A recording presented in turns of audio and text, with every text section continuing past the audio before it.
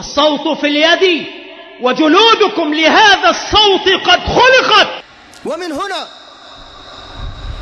المؤمن يسر لما يقوم العلماء والحكام ويقوم المجاهدون على الرافضة ويقتلوهم شر قتلة.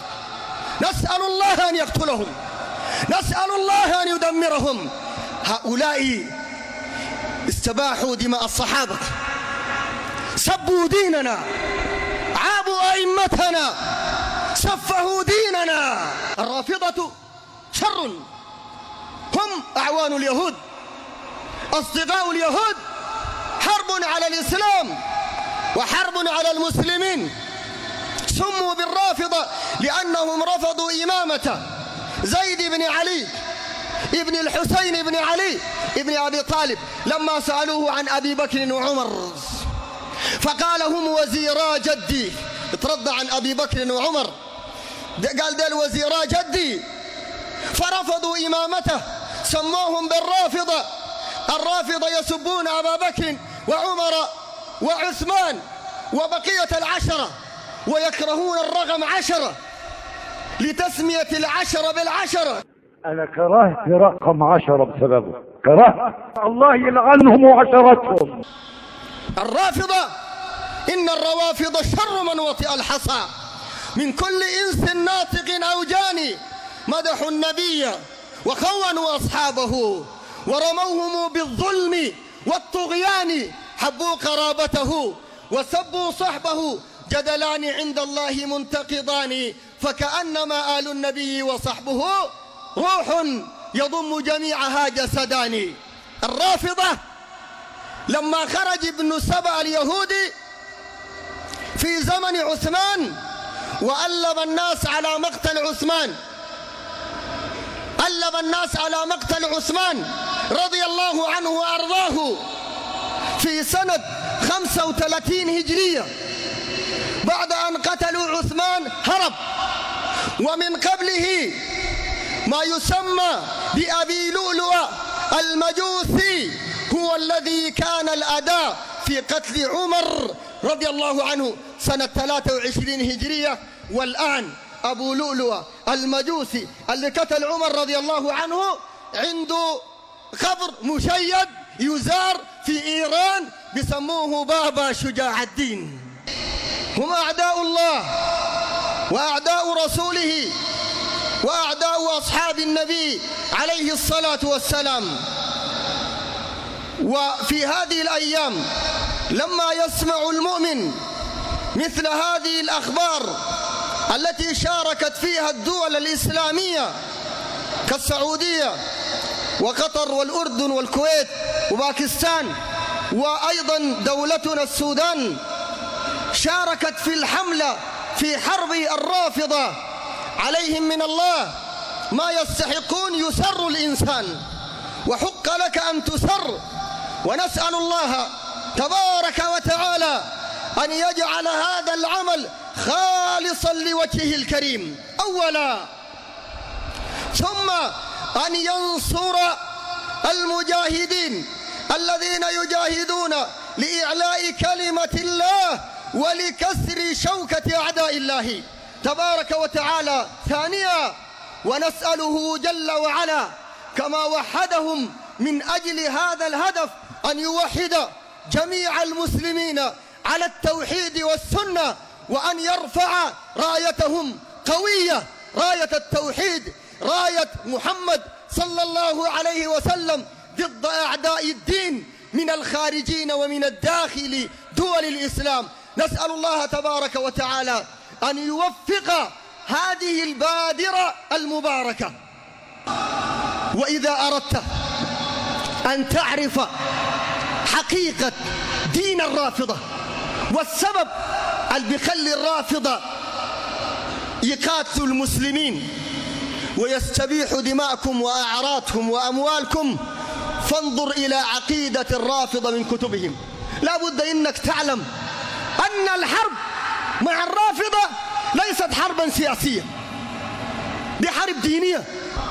كشف الأسرار المؤلف بتاعه قال روح الله خميني عليه لعنة الله، ده المؤلف بتاع الكتاب.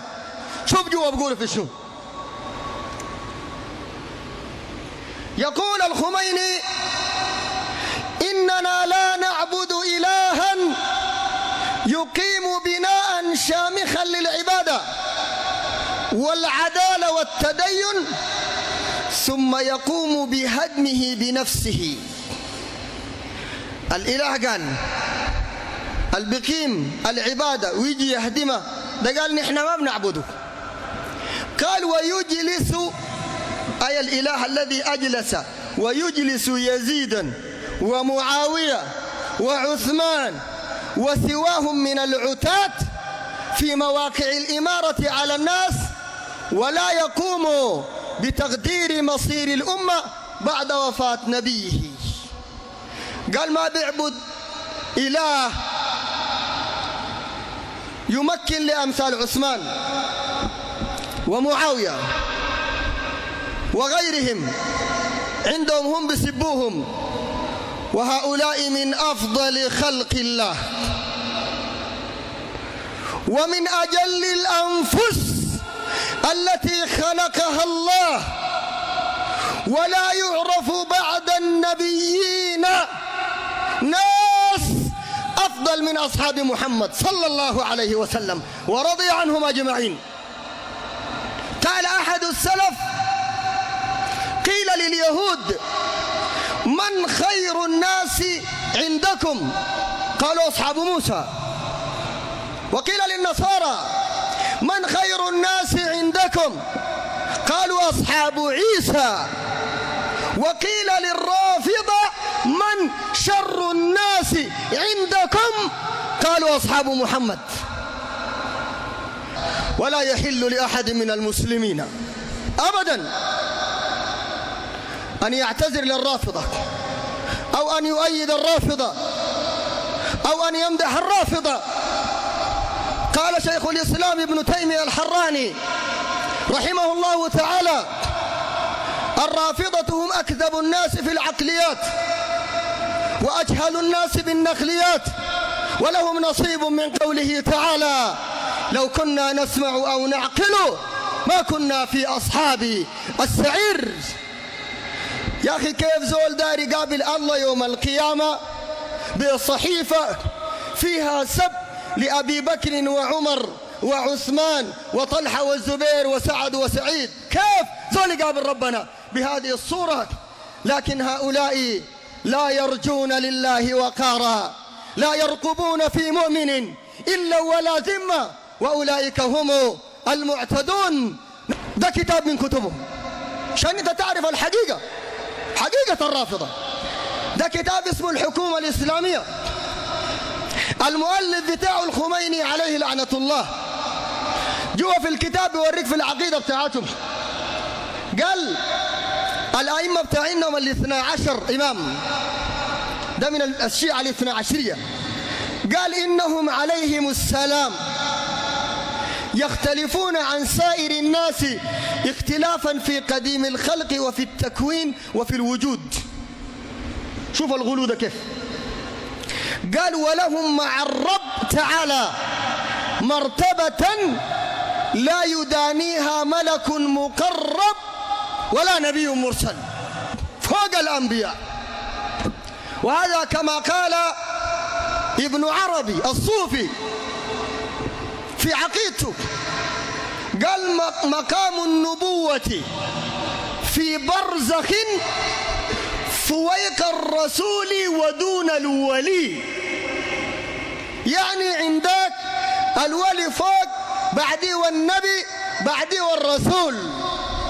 الشيعة عندهم الأئمة بتاعينهم فوق الأنبياء، فوق الأنبياء. قال إن لأئمتنا مقاما في موضع ثاني من الكتاب ده لا يبلغه ملك مقرب ولا نبي مرسل. عقيدة خربانة، رفعوا أئمتهم فوق للأنبياء. والعقيدة دي ممكن تلقاها عندنا في أمتنا دي ذاته، في ناس عندهم نفس العقيدة دي، بيرفعوا الأولياء بتاعينهم فوق مقام الرسل، بل بيخطوا أولياء في مكان مع الله تبارك وتعالى، مع الله. زي ما جاء في كتاب يباع الآن في الدار السودانية للكتب، للأسف الشديد في بلدنا دي يباع الكتاب أيضا في مكتبة الجامع الكبير، اسمه قلائد الذهب وفواتح الكرب. الصفحة 83 يقول، قال مقام بتاع شيخ اسمه الدسوقي، قال أنا شاهدت ربي تحت العرش وعلى الكرسي كلمته، أنا مفاتيح الجنة بيدي ومفاتيح النار بيدي، من زارني أسكنته جنة الفردوس.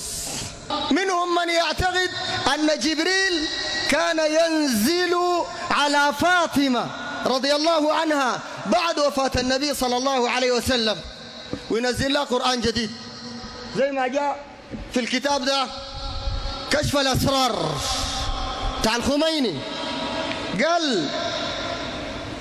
قال والحديث الآخر صفحة 143، والحديث الآخر يقول فيه إن جبريل كان يأتي بعد وفاة الرسول صلى الله عليه وسلم لفاطمة بأنباء من الغيب، فيقوم أمير المؤمنين بتدوينها، وهذا هو مصحف فاطمة.